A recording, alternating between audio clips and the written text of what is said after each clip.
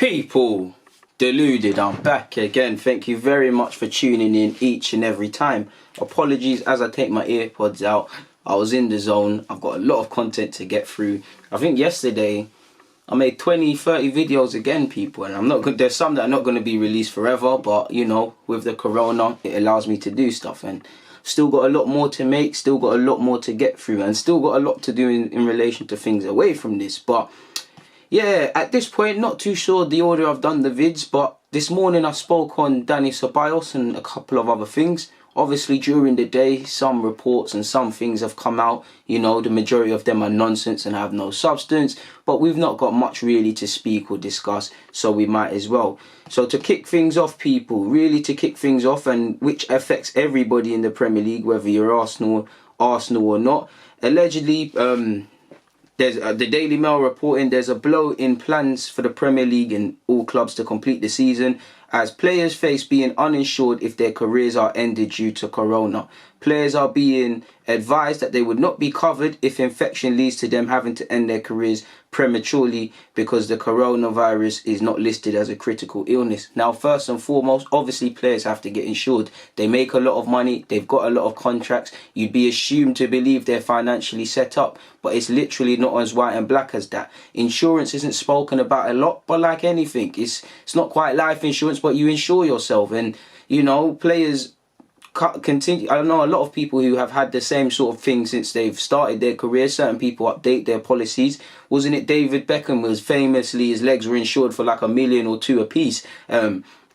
People, it's their assets at the end of the day. It's what's lifted them through poverty. It's what's got them to this position, their feet or their toes or whatever.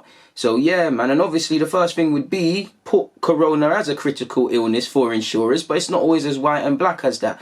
We're still learning about the illness, I guess, so insurers will play on that. We all know, I'm not saying insurance are bad people, but we all know anyone that's got any sort of insurance, 9 times out of 10, when it's actually time to pay out, it's not going to help you. And footballers, for all reasons, should be concerned. They should be concerned about this, because you shouldn't, you know, you don't want to risk yourself if you can't play again and your career's done. What it might be funny, again, it's not, I don't want anyone to get this, but let's just say someone that's 35, their career's not got long anyways. If they get it, that's fine. But what if it's that 19-year-old who actually hasn't amassed the millions or amassed the money he could have got? Let's just say Rashford, you see, apologies people, you know, when Rashford came through at 18, he's obviously going to go on and play for England and things. If he got, God forbid, if he did get corona in that situation, there's a loss of earnings, a loss of how many things. And if he's not insured, God knows what he would do, sort of thing. So I don't blame players for being scared. And if I was a player, I wouldn't, until that is, something is done around that, I personally wouldn't play. Because obviously there's a risk of contracting corona. Obviously don't want that. And there's now this, on top of, you know, it's completely different. People, I'm working from home, apologies. There's obviously, you know, there's the fitness aspect and things. There's a lot of things to consider, people. You've got to consider, if you do get corona, what does that mean for your family? How does that impact your career? How does that impact your future earnings? And obviously, could you imagine, people, again, I'm not a genius on corona, but I do believe certain people can show symptoms without having such. So let's just say these footballers who are playing behind closed doors and coming into contact, one of them gives corona to the other thinks it's calm, the next day he wakes up and he's finished. What will we say? We'll sit here and say the game should not be played behind closed doors, and you'd have sympathy for the player, but the insurance wouldn't pay out.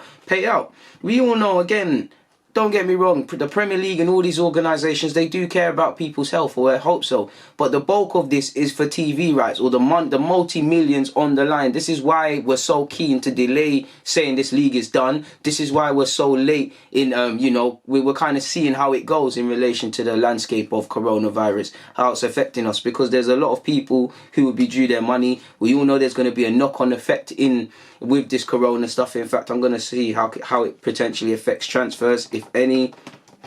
But yeah, it's a dangerous one, people. It's a dangerous one. Apologies, people. Hello? Alright, give me 10. I like you. Call me in a vid, man.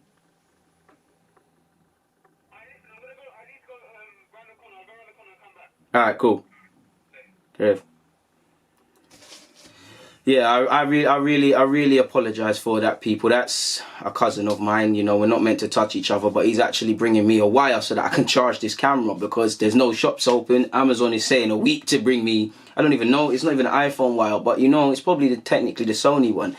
But yeah, it's a problem, people. It really is a problem of sorts.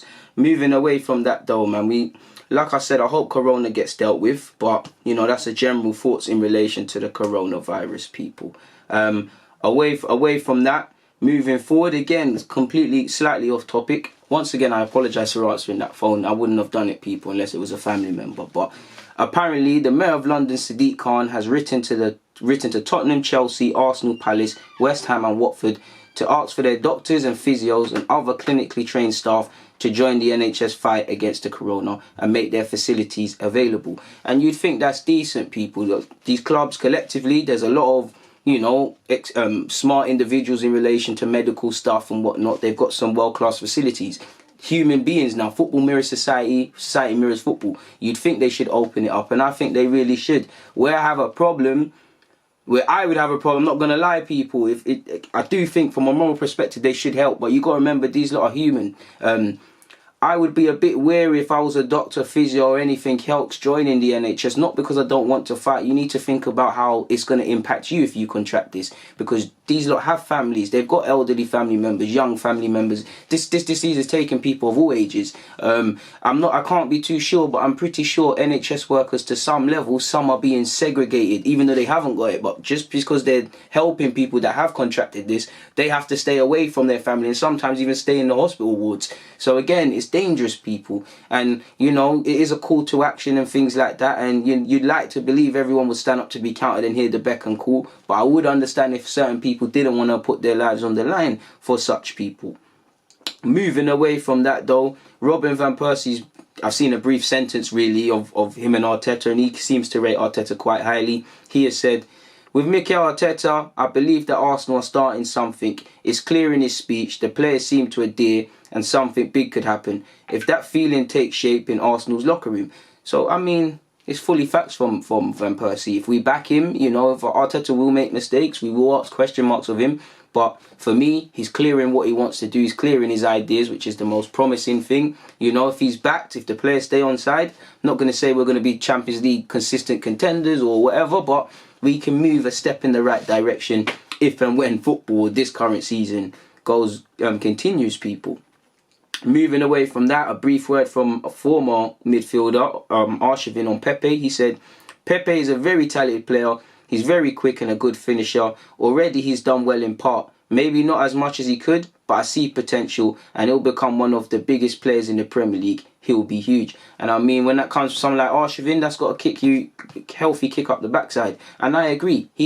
You know, if you bought a man, we didn't buy a man for 10 million, so he has to be judged ultimately on his feet, rightly or wrongly. But if he was brought on 10 million or so, you would look at his stats a bit differently. Yes, again, keep the same criticisms and question marks. I'm not saying they'd be removed, but he's our 5th top goal scorer. He hasn't been the best, but he's done okay, people. He's been better than any wide option we had last season collectively, excluding when Aubameyang is used up there, who's probably our best wide player right now, whether he should be there or not.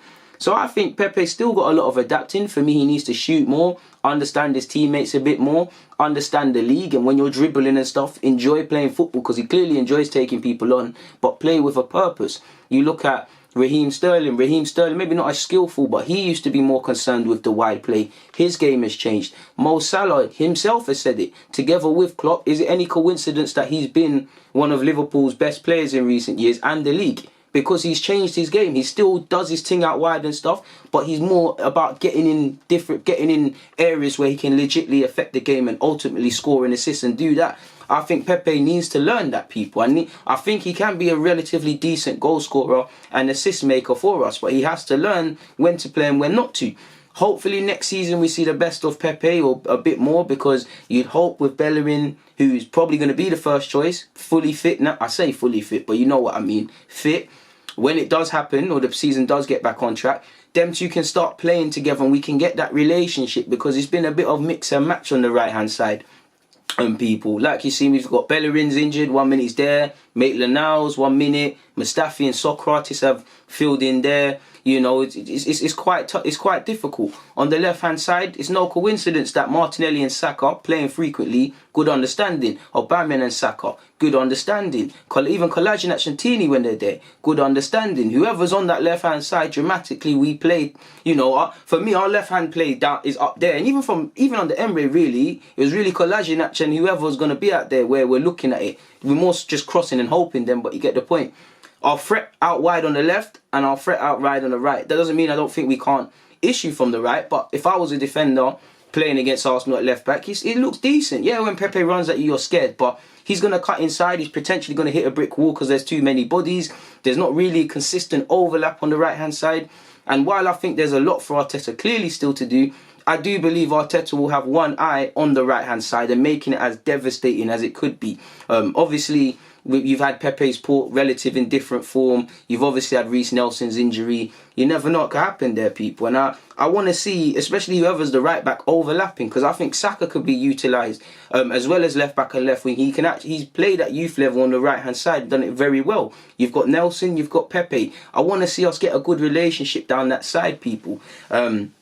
And whatnot, really and truly. But you know, we've got to hold off a bit and relax, people, really and truly, in relation to that. Moving away from that, though, apparently Arsenal are still in for Upamecano, contrary to reports saying we've dropped out. Apparently, he's got his contract clause to leave drops by 17 million each season. Potentially, the Daily Mail is saying his get out fee this season, on top of having a year left on his deal, I believe, is 55 million, which, you know, you're hearing Arsenal are going to have to work with a tiny budget of sorts, so that might be something we're guilty of. But 55 million on him wouldn't be the worst. I don't think he's the finished article in defence or as a defender, but I think he's got the potential to be. There's been times, obviously, he's had clangers and you know, been destroyed for Leipzig, but equally there's games he's played quite well. I do think he needs to fine-tune his ball playing a bit more, but he's got that ball playing, that bringing it out. You saw it against Spurs in the Champions League. I don't know what he was on. He was moving like a midfielder at times, people. He can improve in the air for me. It's mainly his positioning and his anticipation, people. I think that can all improve, but he's not the oldest. Like, he's got a lot of time on his hand. Physically, he's a specimen. He's been linked with Barcelona and Bayern Munich, and if I'm him, I'm listening to what they have to say way before I'm listening to Arsenal, really and truly. But fingers crossed, people, that we can bring in a centre-half. And you have allegedly heard that, you know, Fabrizio Romero, I can't say his name, but apparently Arsenal are working on a centre-half target. Whether that, you know, I don't want to get hung up on stuff, but you never know what could happen in that regards, people. Moving away from that, and Dejan Lovren to Arsenal rumours won't go away. Apparently he wants to move to London. He only has a year left on his contract, and Klopp won't stand in his way. West Ham, basically all the London clubs bar Chelsea, people are interested in him, allegedly. Arsenal, I'm not going to lie, I don't think he'll be beneficial. I think he'll just be clogging up a space. I don't think he's of the quality to benefit us. If you ask any Liverpool fan and they were to probably criticise players if you could, I do think Adrian, which to be expected because he's not of the level and he's, you know, an old man, and Lovren would be two players they wouldn't necessarily have good things to say about. So, you know, you're welcome to join West Ham, Palace, and even, you know, join Spurs, and I'm sure they'd be good options. And you know, you want to move to London, allegedly, do your thing, but I don't think he's someone we should potentially be looking at, people. In relation to strikers, and it depends if Aubameyang is still going to be here and what we're going to do, but we've been again linked with the Nigerian striker who plays for Lyon, Victor Osimhen. I can't say his name, but I do like him. He's been linked with Munich. He's quick. He scores all sorts of goals. Don't know if he's, you know, nobody truly knows if he can go up a level if he joins a big club, but he is someone that with the Dembeles, with the Celtic lad, with the, for me, Baidu, and all these other names, they've at least got to be a list of targets. And considering we've bought a player from Leo before, I don't want to read too much into it, but they know how we work, they know how we potentially like to structure things, because we know we're not paying 70 million over 2 seasons, for example, for Pepe. We know that's a serious thing. So maybe they could allow us a bit in that, people. He's hit 13 goals and got 4 assists in 25 starts, I believe, this season for Leo. So he's a decent player, and I do think the jump will happen. He is an exciting player. I do like him, people. Just how far his level is, I don't know, but I'm keen to see him because he is an enjoyable player, man. I like him. He's always on the last shoulder and stuff. but we've been linked with him. We're allegedly among the clubs interested, and interest is subjective. Are we just scouting to see? Are we scouting just to keep knowledgeable? Are we scouting with the intention of moving for him? Are we actually scouting other players from Lille and paid media people, whoever, just getting the wrong end of the stick? It could be that, people. You never know. Moving away from that, though, apparently Dani Ceballos doesn't want to play for Arsenal no more. Zidane doesn't have Ceballos as part of his plans for next season. Apparently Real Betis, like I said in my last video, are interested, and apparently a team that wanted him in January in Valencia are interested. But also, is it just me, or again, I'm not clued up on Spanish matters, but is there inconsistencies with this in the sense of you're hearing Valencia have to sell Carlos Soler for 36 million by a certain date? If that's not true, then this theory is dead. But surely, if you're going to sell Soler for 36, and I don't know the whole problems, but you'd imagine Ceballos is going to cost around the similar fee or a tiny bit more. I don't know. You'd imagine. So are they going to get him permanently, or is it simply another loan spell for him? And to be fair, if he wants to go to Valencia, it's still a big club. At the end of the day, he's in his homeland and whatnot, and show what he's on, then fair play to him. But you know, considering he must be about 23 now, it'll be another season in limbo. I think personally, if he's not going to make it at Madrid or getting on his chance, he needs to, well, you never want to give up because he's only 23, but you need to settle your roots down. It's quite unhealthy. 1 minute he's playing, then he's not playing, then he's at this club. There's no stability. The ability is there, the potential is there, but the key word is stability. He needs to. Obviously, he's been turning a corner at Arsenal and playing games, but if he doesn't want to stay here, he doesn't want to stay here, people. But it's been a bit of a mad one because he's been starved of football. Now he's gone on loan. He'll potentially go on loan again. Admittedly, people, I'm wrong. I thought he went to Betis back on loan after Real Madrid, but he's only gone on one loan spell. But again, he's going to be 24 next season. Like, he needs to settle down roots. He's not that 19-year-old or 18 or 17, however old he was when he first moved there, people. Because you really, again, making it at Madrid is tough for anyone, but you really need to start coming up in the next 2 years as a footballer, in my opinion.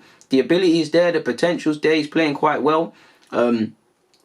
But there must be a reason that he's had a couple of managers now, and sometimes they've always not had him in their thoughts, people. He's made only 56 appearances for Real Madrid, and again, he's been a young player there. A lot of that has to be taken into account, but there's got to be a reason as to why at 23 years of age you're not potentially of the level that many of us would be accustomed to, because this is a player that's dominated under 21s championships. Actually, I can't remember if it was a World Cup or under 19s championship, but him, Asensio, Gab Jesus, well, now I'm getting Gab Jesus mixed up with the World Cup, but there was a youth tournament, Ceballos and Asensio, literally the same summer or the same period they moved, they bullied the tournament, people. Ceballos is a baller, he's got fantastic technical qualities, but for me personally, if I was the advisors, he's got to set up roots and go somewhere he's actually wanted. Surely the Valencia thing is a loan. I don't know that to be true, I'm just speculating.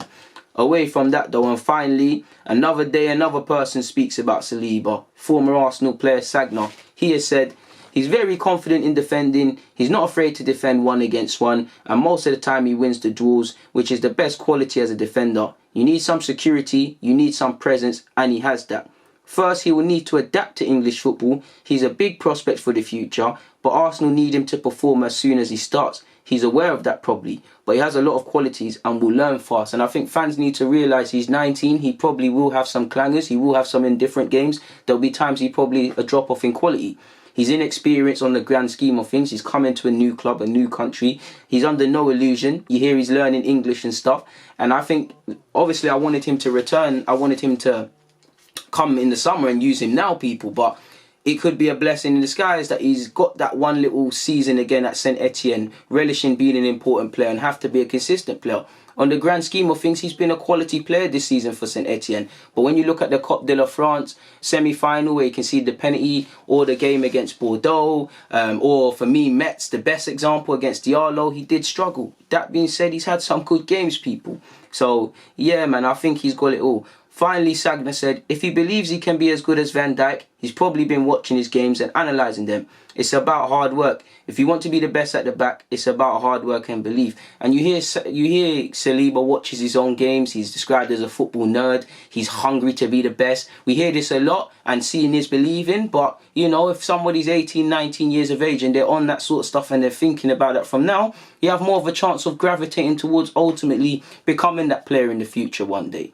I've got nothing more to add. My cousin is downstairs, so let me go and get my wire. People, deluded. I'm out. Sorry for answering the phone call. Sorry for the confusion and what. But, you know, I'm stuck in here. There's not much I can do. People, God bless.